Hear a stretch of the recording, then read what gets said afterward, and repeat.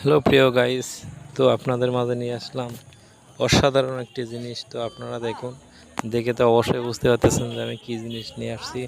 তো আসলে দেখলেই জিভে জল এসে যায়। আসলে আমি পূজা দেখতে আসছিলাম খুলনা ধর্মসভা মন্দিরে। তো আসলে ওখান থেকে বেরোয় চলে আসার সময় তো আসলে দেখেন এত সুন্দরভাবে কদবেলটা মাখাচ্ছে।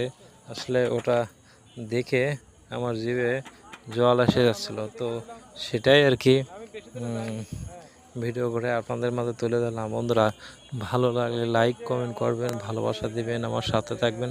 নতুন নতুন ভিডিও অবশ্যই পাবেন। যেহেতু আমি কদবেল কিনে এখান থেকে খেয়েছি, অনেক মজা পেয়েছি। তো আপনারা কে কে কদবেল ভালোবাসেন অবশ্যই কমেন্টে বলে যাবেন। ও কদবেল পাঠাই দেওয়া হবে।